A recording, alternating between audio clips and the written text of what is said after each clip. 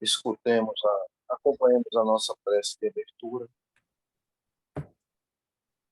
Ó Eterno e Supremo Criador de todas as coisas existentes no Reino Universal, cujo poder suplanta a todos os poderes, cuja força é a coluna que sustenta o grande e poderoso templo das leis. Neste momento, nos reunimos em teu nome, a fim de evocar a tua presença entre nós e também te pedir que nos concedas o direito de nossas mentes serem tocadas e iluminadas pelos raios resplandecentes e supremos de tua eterna e absoluta sabedoria. Imploramos isso, Senhor, porque desconhecemos ainda o poder existente em nós, e porque o desconhecemos é que nos sentimos sem a autoridade precisa para solucionar os graves problemas que nos afligem e nos deixam impotentes no vasto campo universal. Venha até nós, Senhor, e derrama sobre nós o bálsamo suavizante e curativo de todas as enfermidades, tanto do corpo como da alma. Ensina-nos, Senhor, a libertarmos-nos de todas as mazelas que nos infelicitam no vasto campo material. Toca em nossas frontes, a fim de que possamos melhor compreender as tuas leis e por elas nos regermos.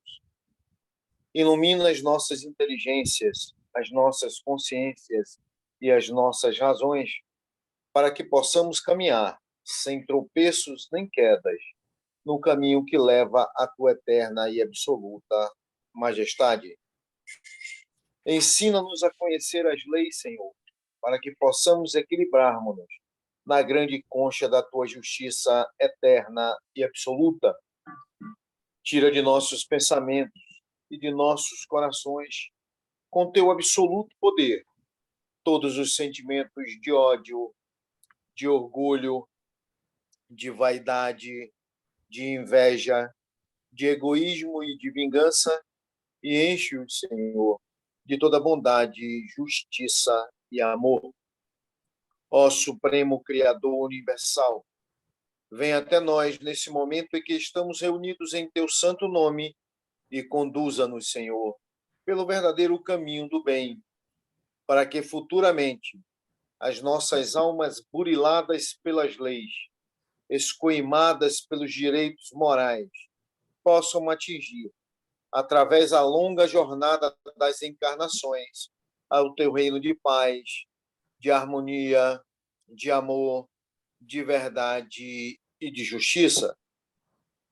Confiamos, pois, ó Senhor de todas as coisas, da tua presença entre nós, e temos plena certeza que, ao nos retirarmos deste tempo, obra do teu supremo poder, estaremos curados, completamente curados de todos os males que nos infelicitam, quer na parte material, quer na parte espiritual.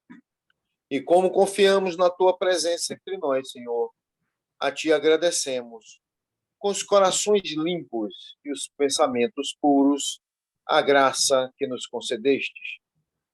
Pedimos, pois, mais uma vez a ti, ó Senhor, que nos conduzas ao teu soberano reino de sabedoria, de força e de amor, onde impera a sublime e eterna perfeição. Que assim seja. Em nome do grande arquiteto do universo, o Deus Todo-Poderoso, estão abertos os trabalhos virtuais da loja exotérica sevedista O Trevo Sagrado, subordinada ao culto secreto da ordem maçônica do Grande Círculo Branco, invocando nesse momento a presença de nossos mentores espirituais e da diretoria espiritual e astral desta loja, bem como aos guias e protetores de todos os presentes, para que nos deem cobertura aos nossos trabalhos. Sendo assim, os trabalhos na parte material estão abertos.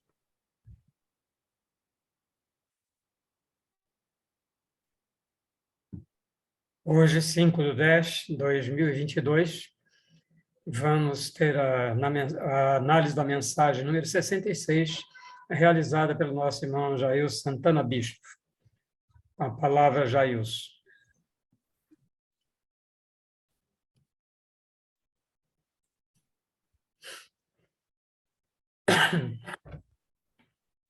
Oi, Ernesto, só um minutinho. Faça o compartilhamento.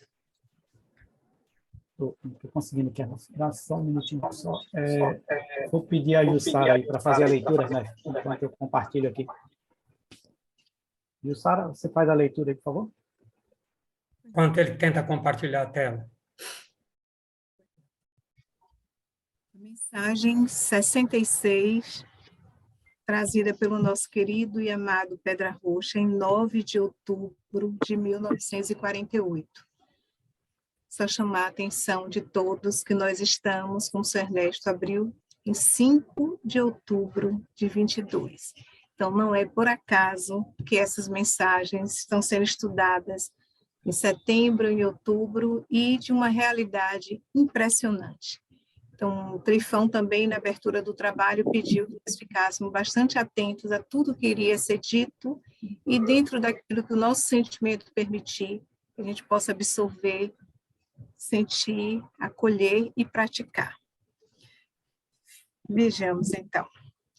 Trabalhadores da seara divina, estamos no princípio das dores e, se somos os primeiros a observá-las, devemos nos preparar também para sermos os primeiros a enfrentá-las, pois a humanidade, ainda no seu apego às coisas da matéria, tudo fará para conservá-las e logo se veja ameaçada, não medirá consequências em colocar a injustiça na vanguarda como defensora dos seus interesses. Abominará tudo aquilo que vier de encontro à sua satisfação material e aborrecerá todo aquilo que se debater pelo direito, como portador da luz, da verdade e da justiça, em nome do Senhor. Enquanto as necessidades e as privações fomentadas pelas dificuldades materiais da crise não levá-la ao auge da aflição para abrandar a fúria de sua vaidade, as iniquidades se multiplicarão e a caridade de muitos se transformará em verdadeiro indiferentismo. A maioria, na impossibilidade de justificar tais calamidades, blasfemará contra o Onipotente, mas atrairá, em consequência de sua impiedade, o desânimo e enfraquecimento entre si.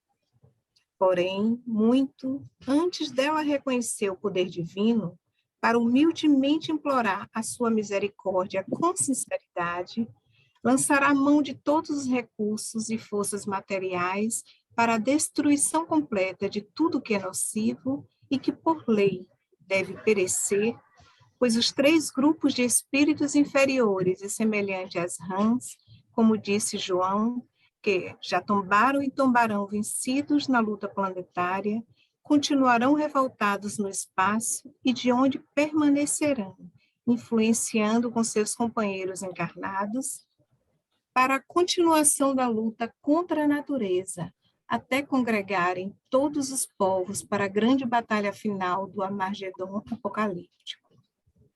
Mas aí já não haverão mais vencido nem vencedor, e nenhuma garantia. Diante da confusão e da necessidade, toda a terra será abominada pela ignorância, que perderá a vontade de lutar e de viver, e na ilusão de que o alívio será encontrado através do aniquilamento do corpo físico, muitos desertarão da vida e continuarão sofrendo. Todavia, importa que assim seja, em face da necessidade exigida pelo progresso, que já reclama maior aperfeiçoamento, e assim estabelece condições rudimentares, pois, antes que o esmeril burilador faça brilhar as facetas de uma pedra bruta, é necessário que ela seja aparelhada através de violentas marteladas. Todos lutarão interessados em vencer contendas e batalhas, sem se preocupar em ganhar uma paz definitiva. E nessa luta dirigida pelo alto, é exigida por lei só a onisciência pense em nos oferecer os meios para conquistar a harmonia e o amor. Antes de penetrarmos na aflição e antes que o sétimo anjo venha anunciar o fim para a vinda do Senhor com todo o seu poder e majestade, precisamos colocá-lo em nossos corações. Antes de vê-lo, precisamos senti-lo, pois se fizermos por merecer, ele estará em nós, e nós estaremos nele, através da grande hierarquia espiritual e da sublime lei de mediunidade. É só, meus irmãos. Ok, Sara, grato. Meus irmãos, mais uma vez aí, boa noite a todos. Agradecer a você, Ernesto, e a Cícero, pela oportunidade de analisar mais uma mensagem aí do nosso querido irmão Pedra Rocha. E o que eu tenho observado, essas últimas mensagens do livro, sempre, na realidade, é nos chamando a atenção, principalmente pelo momento que nós estamos vivendo. Se a gente pegar agora, como disse Jussara, né? Essa mensagem, na realidade, ela está completando agora, na próxima semana, 74 anos que ela foi psicografada. E realmente se trata de uma mensagem muito profética. Tem 3 pontos aí na mensagem que eu gostaria até de fazer uma referência no momento que a gente chegar nos parágrafos. Então, ele começa falando sobre os trabalhadores da seara divina, que nada mais é do que todos nós, tá certo? Independente do trabalho espiritual que você esteja vinculado, mas que esse trabalho tem como base, tem como fundamento, levar exatamente a luz e o esclarecimento. Mas levar a luz e o esclarecimento baseado em cima daquilo que é real, não daquilo que é fantasioso. Com todo respeito a outras doutrinas, tá certo? Mas a gente precisa entender que nós estamos vivendo um processo evolutivo. E esse processo evolutivo, ele se dá exatamente através desse esclarecimento que nós estamos recebendo. E Pedra Rocha, por isso que ele fala, né, que todos nós que fazemos parte dessa seara do Mestre Emanuel, fazemos parte dessa seara do Pai, ele alerta que nós estamos no princípio das dores, tá certo? E que nós seremos os primeiros a observá-las.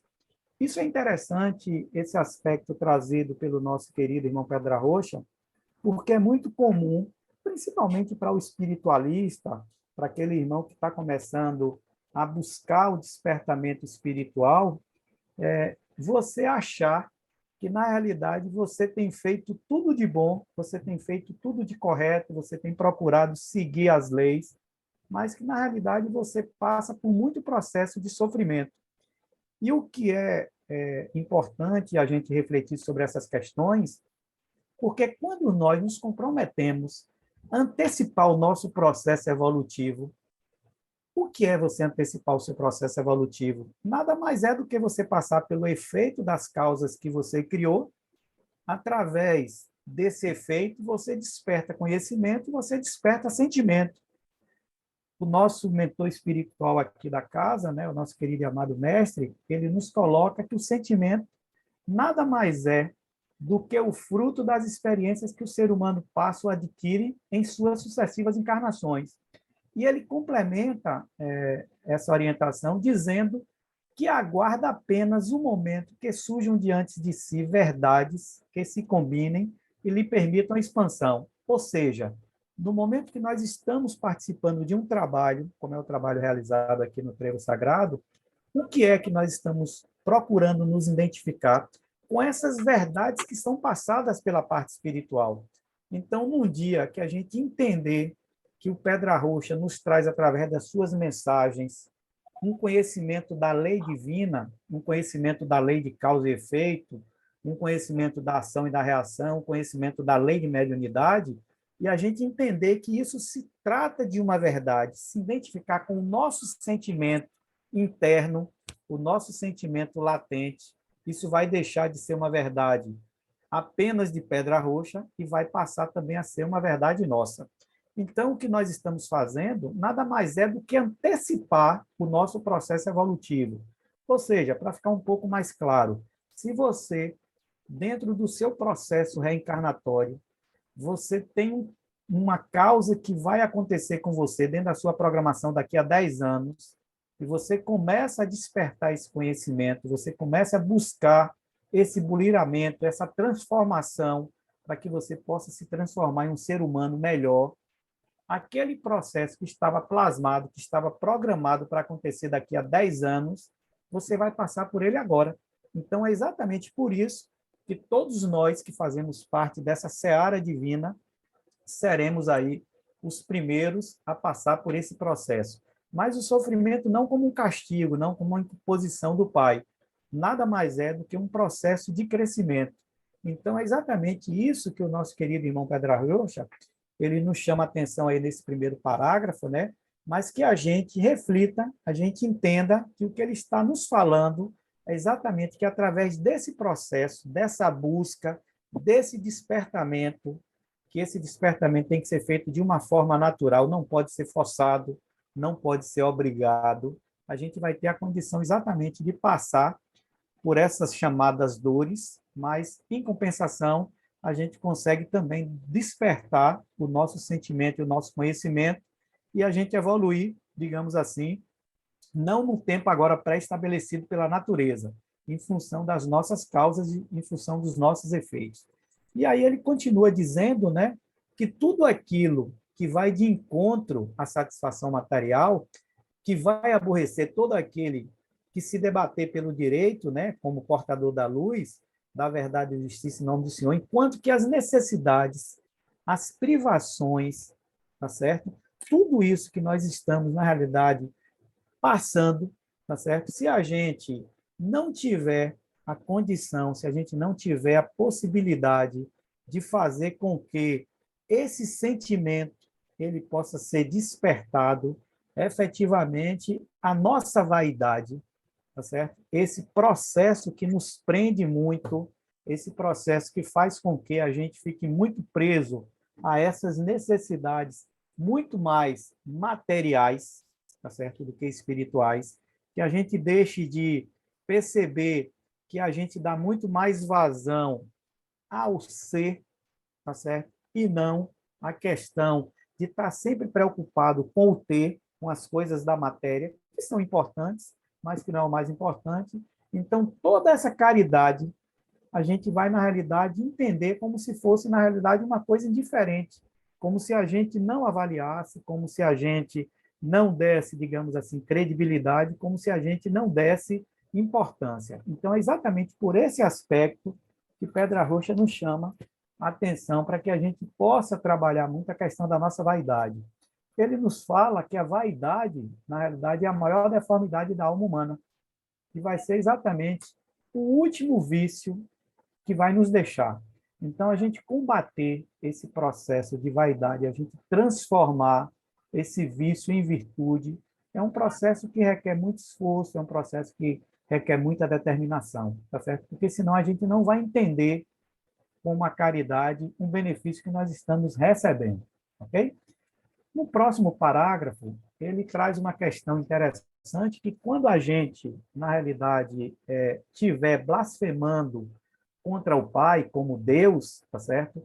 Em consequência de todo esse processo, de todo esse enfraquecimento, tá certo? Sem a gente reconhecer o poder divino, né? Sem a gente implorar de uma forma humilde, tá certo? Para o Pai, toda essa condição, sem reconhecer o seu poder, tá certo? Sem reconhecer a sua misericórdia, a sua sinceridade, o que é que vai acontecer? A gente vai exatamente passar por todos esses processos de sofrimento, tá certo? Para uma destruição completa. E ele traz uma questão interessante nesse parágrafo, né? Quando ele diz que a lei vai sempre prevalecer, independente da nossa vontade, independente dos nossos processos, independente da nossa condição ainda de não estar totalmente voltado para a luz.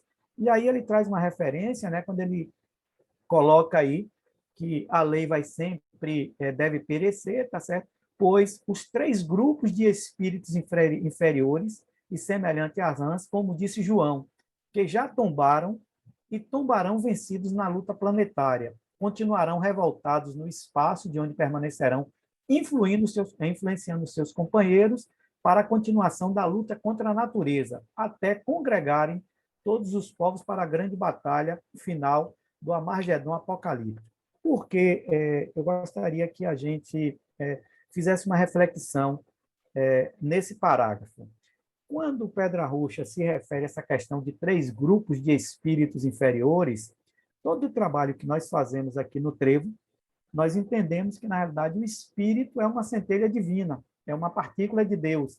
Então, o espírito, ele é puro, o espírito é perfeito, o espírito é absoluto, tá certo? Só que isso, na realidade, é uma colocação profética.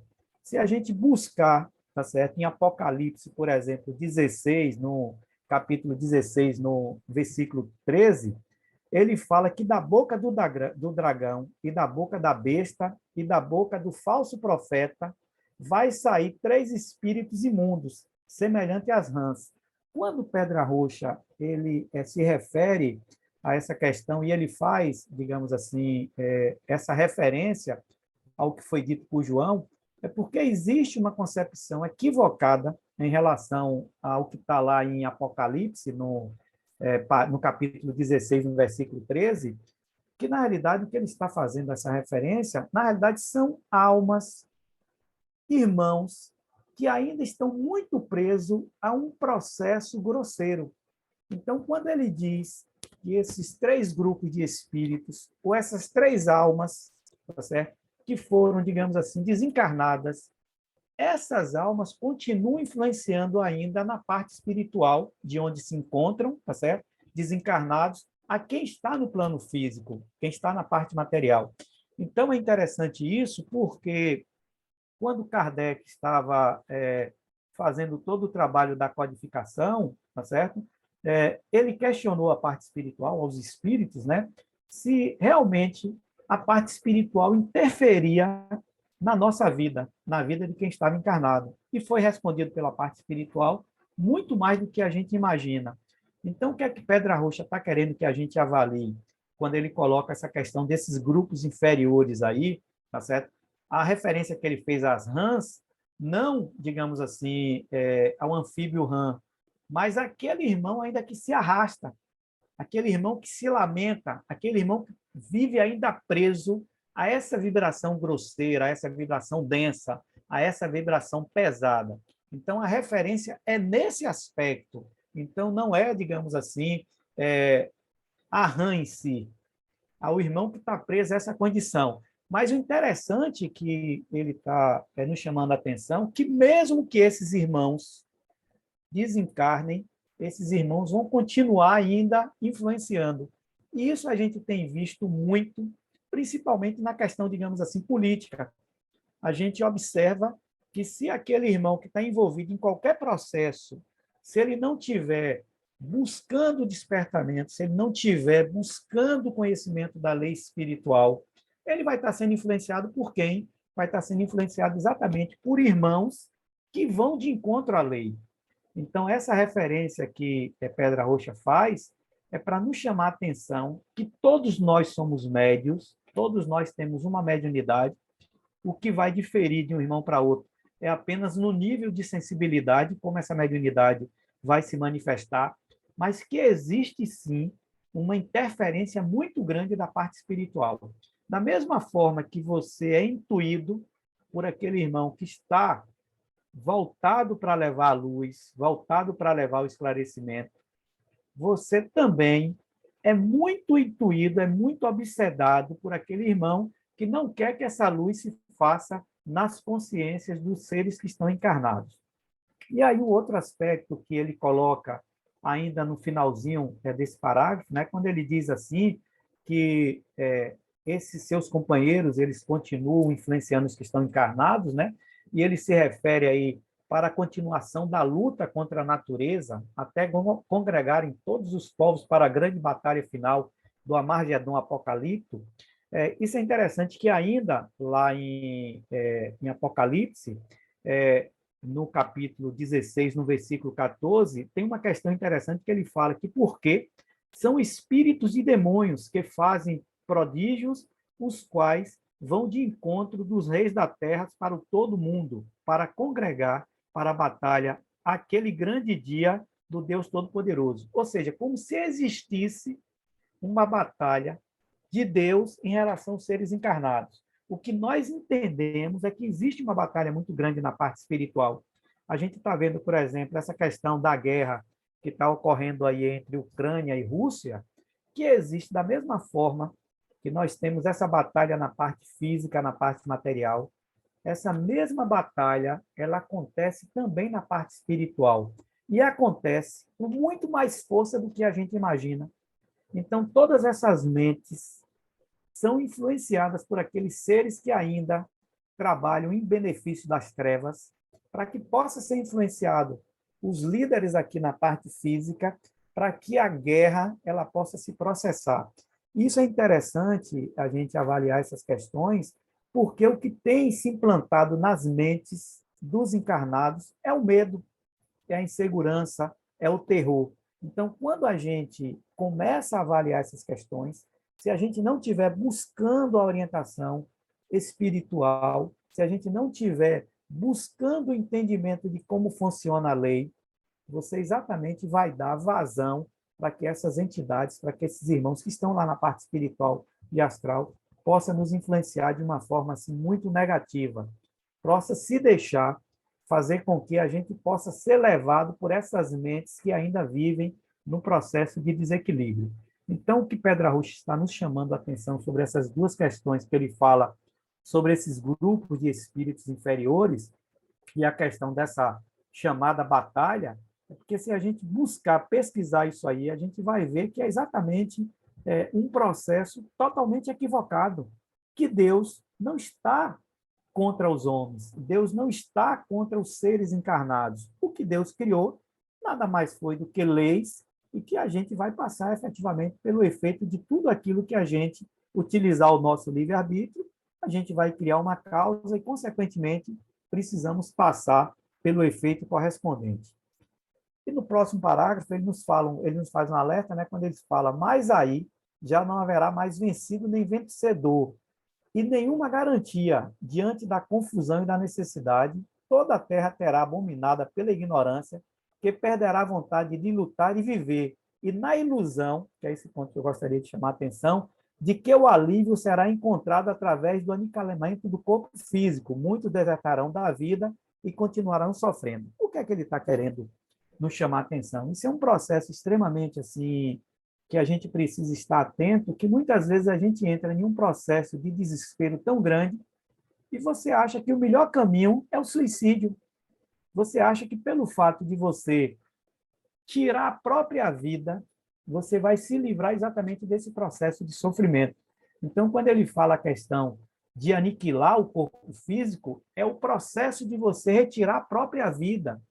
Só que observe, ele nos alerta que mesmo que a gente tome essa atitude totalmente equivocada, o processo de sofrimento vai continuar existindo, porque você vai carregar com você toda a impressão desse processo que você está vivendo no mundo físico. Então, quando a pessoa está por um processo de muito desespero e ela acha que a única alternativa, que o único caminho é tirar a própria vida, o sofrimento vai continuar. E muito maior, porque você vai entrar em um processo de muita confusão, você não vai ter mais o corpo físico, e esse processo vai exatamente te levar para o que nós chamamos aí das regiões umbralinas, ou para umbral.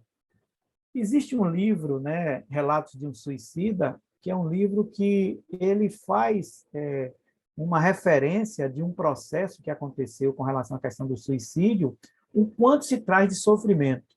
Então, essa questão de você tirar a própria vida, a espiritualidade faz, que é o maior, a espiritualidade alerta, que é o maior crime que nós podemos fazer, porque a gente exatamente está tirando o maior benefício que Deus, o grande arquiteto do universo, nos concedeu, que foi exatamente a possibilidade da reencarnação, a possibilidade da vida.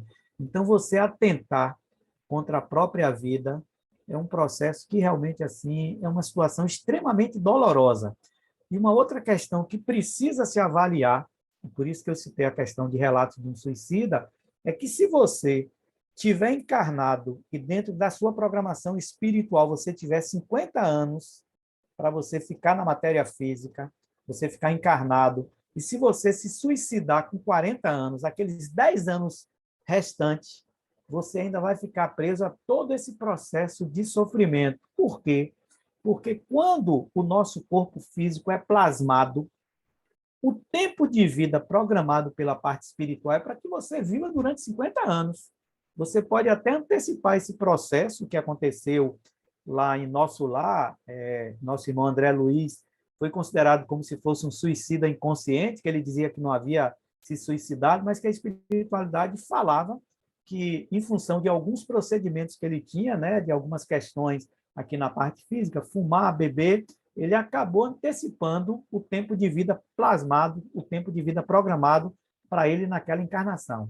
Ou seja, se você está plasmado para ficar durante 50 anos e se suicidar antes disso, esse tempo restante você vai ficar preso a esse processo de sofrimento. E aí ele continua nos falando que, todavia, né, que importa que assim seja, em face da necessidade exigida pelo progresso, né, que já reclama maior aperfeiçoamento, e estabelece essas condições, pois antes que o esmeril burilador faça brilhar as facetas de uma pedra bruta, é necessário que ela seja aparelhada através de violentas marteladas. O que, na realidade, é isso? É para que a gente passe por esse processo de transformação, por esse processo de burilamento, a gente precisa passar por um processo de alta transformação. Dentro da maçonaria, é muito estudado que todos nós somos uma pedra bruta. E essa pedra bruta precisa se transformar em uma pedra polida, né? Em uma pedra cúbica. E esse processo é exatamente do desbaste da pedra bruta. Então, essa referência que o nosso querido irmão está fazendo é também uma referência profética, mas ele está nos mostrando que, na realidade, esse processo de transformação vai acontecer com a gente. Vai acontecer com a gente exatamente por quê? Porque nós somos considerados essa chamada pedra bruta. Então, através desse processo de você encarnar, você passar pelos efeitos das causas que você criou e você despertar o sentimento, aí você vai automaticamente se lapidando, se transformando. Ou seja, cada vez mais nós estamos em um processo de crescimento. E aí ele continua dizendo que todos lutarão interessados em vencer as contendas e batalhas, sem se preocupar em ganhar uma paz definitiva. E nessa luta, dirigida pelo alto e exigida por lei, só a onisciência pensa em nos oferecer os meios para conquistar a harmonia e o amor. Ou seja, esse processo que vai acontecer, quanto mais a gente buscar o despertamento, quanto mais a gente buscar a autotransformação, quanto mais a gente mergulhar internamente em cada um de nós, para a gente despertar essas verdades, para que a gente possa se conscientizar de que nós somos almas encarnadas, que o tempo que nós estamos vivendo aqui na matéria física é extremamente importante, é extremamente, mas que, na realidade, o mundo real, o mundo verdadeiro, não é o mundo físico. Na realidade, a alma, formada de matéria quintessenciada, ela é do plano espiritual e astral. O que nós estamos fazendo aqui é passando por um processo de aprendizado, por um processo de crescimento. Então, se a gente tiver a condição de começar a despertar esta consciência, aí sim, aí a gente vai chegar em um determinado momento que a gente vai conquistar essa chamada paz definitiva. Mas, para isso, existe uma necessidade do processo de burilamento, do processo de crescimento. E aí, ele, no último parágrafo, ele nos fala que antes de penetrarmos na aflição e antes que o sétimo anjo venha anunciar o fim para a vinda do Senhor em todo o seu poder e majestade, precisamos colocar em nossos corações, antes de vê-lo, precisamos senti-lo, pois se fizermos por merecer, ele estará em nós e nós estaremos nele, através da grande hierarquia espiritual e da sublime lei de mediunidade. Esse fechamento dessa mensagem, eu acho assim fantástico.